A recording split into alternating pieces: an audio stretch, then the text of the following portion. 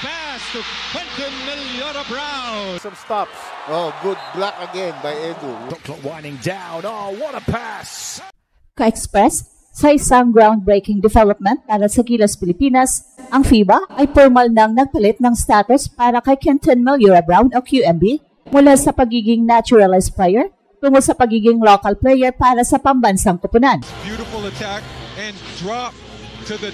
Ayon sa kanyang agent na si Todd Siddell, nagtagumpay ang kanilang mga abogado na sina Annie Mosca at Tony Verano sa negosasyon para makamit ang final na desisyon ng FIBA. Ito'y malinaw na pagsagot sa matagal ng hangad ni QMB na magsuot ng pambansang uniforme at simbolo ng karangalan para sa bansa. He shared with me 2 things he wants to be remembered for. Nagbubukas ito ng bagong kapitulo para kay Coach Tim Code. Maari na ngayong maisama sa Gilas Rooster and Triple Towers sina Kai Soto, AJ Edo at QMB. Excellent defense. Well, matagal nang inaasam ang tandem ni Kai Soto at AJ. At ngayon may karagdagang big man na may mahusay na skills mula sa UP at overseas. Phillips 1-on-1 and QMB. Mas matibay na ang frontline at handang humarap sa malalakas na teams gaya ng Australia at New Zealand And then QMB with a rebound. sa World Cup Asian Qualifiers. Ang pahayag ni Coach Tim ay malinaw, we certainly would welcome him. Patunay na bukas ang kupunan sa potensyal ni QMB bilang local player. From AIA with you. Matagal nang pinapangarap ng mga Gilas fans ang makita ang Twin Towers ni Kai at AJ na magkatambal sa court, pero tila laging may pumipigil. Kapag bumalik ang isa mula sa injury, ay saka naman absent ang isa. Simula sa panahon ni Coach Tim, ipinagdiinan niya na hindi mo makikita ang tunay na lakas ng Gilas kung hindi sabay ang dalawa. You can only see the real strength of Gilas kapag nagkasama sina Kai at AJ. Ayon pa ni Coach Tim, at sabi na naging mantra ng mga fans na naghihintay sa tamang kombinasyong ito. Patrice. Miko and Coach Willie. Coach, At sa wakas, may bagong twist. Pinormal na ng FIBA ang local status ni Quentin Millora-Brown o QMB para sa Gilas. Needs help here. Great pass. Mula sa naunang classification niya bilang naturalized player, naging official na siyang local matapos ang matagumpay na appeal ayon sa ulat ng kanyang agent na si Todd Siddell. Sinabi niyang hindi ito magagawa nang wala ang formal na action ng mga abogado na sina Ali Mosca at Tony Verano. At ang significance dito, hindi lang ito basta comeback, ito ay magsisimula ng bagong era, Triple Towers ng Pilipinas. Isipin mo, si Kai, AJ at QMB, tatlong natural-born Filipino big men, mismo ang magsisilbing backbone ng Gilas at hindi na kailangan gamitin ang solong naturalized slot, karaniwang para kay Jordan Clarkson o Justin Brownlee. Matagal nang pinag-uusapan ang potensyal ni QMB, isang dominant na player na napatunayan na sa UP at ngayon ay playing professionally sa Macau Black Bears. Sakto ang pag-usad ng kanyang case para maging local na maging bahagi ng lineup kung kailan kakailanganin siya ng bansa. Nagbigay ang SBP ng suporta sa appeal. Ayon sa kanilang presidente na si Al Panlilio, pinatunayan nito na alam ng federasyon ang halaga ng pagkakaroon ng QMB sa Gilas setup. Dagdag pa rito, sinabi ni Coach Tim, we certainly would welcome him, na malinaw na paalala na bukas ang kupunan sa makabuluhang kontribusyon ng bagong local player. At ang pinakamasayang bahagi, para sa mga fans, ito na ang sagot sa long overdue wishlist, Triple Towers na magkasama. Hindi lang ito paggawa ng malakas na frontline, ito rin ang pagbubukas ng bagong chapter kung saan may tatlong higante sa loob ng court na pwedeng tumayo bilang Philippine rebounding force, shot blockers powerhouse at offensive anchor. Ang balitang pagiging local player ni Quentin Millora-Brown sa ilalim ng FIBA ay may pinakamalaking implikasyon para sa Gilas, lalo na sa pagbuo ng kanilang frontcourt rotation.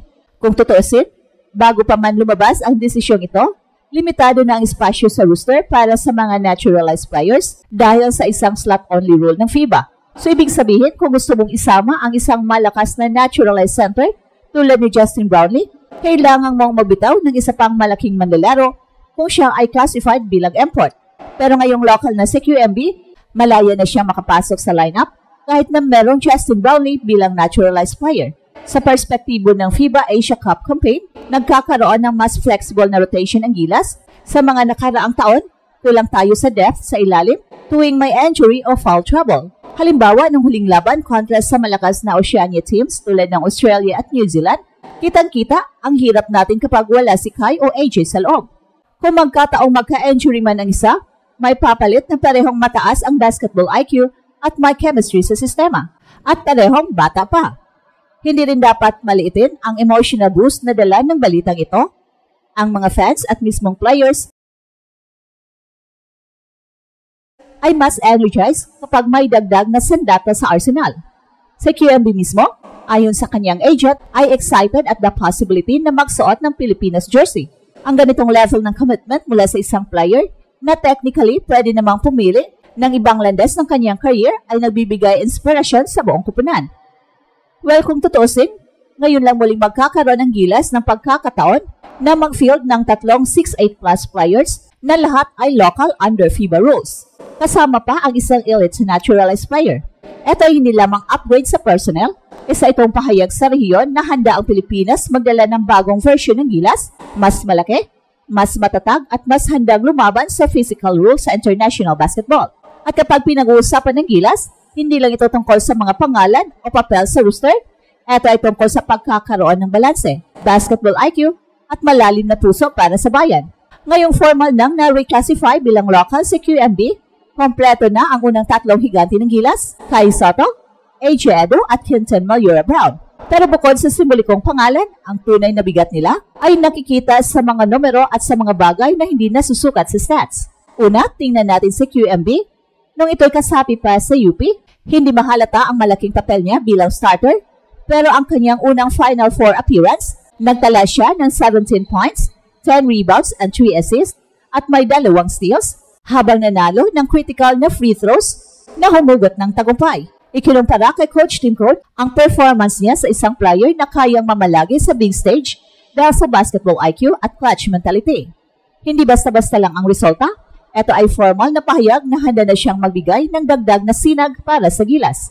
At dagdag pa rito, hindi natin mapapalampas ang sangkap ng puso at identity na dala ng Triple Towers. Ang samot-saring manlalaro, importsman o naturalized, ay makakapagbiro sa lineup na buo dahil ito ay 3 homegrown talents na hindi lamang mataas kundi matalino, disiplinado at may primera klase na presensya sa court. Kung dadagdagan pa natin dito, ang offensive spacing, defensive versatility at breakdown sa mismong mga kalaban, makikita na ito ay higit pa sa simpleng upgrade. It's a new blueprint. At ang pinakamakulit na bahagi, ito ang sagot sa mga kritiko na nagsabing hindi gagana ang gilas kahit anong gawin. So ngayon, mula sa mga pagduda at banat nila noon kay Kai o QMB, sila ngayon ang una na nagpapasilip para sa mga signature jerseys. Sila ngayon ang umaasang makita silang sabay na magtayo ng gilas paint at magdala ng bagong identity. Isang identity kung saan hindi lang panalo ang hangad, kundi paninindigan at pride ng sambayan ng Pilipino. At ito ang Express Info kung saan bawat kwento, ginulat ang mundo. Don't forget to like and subscribe.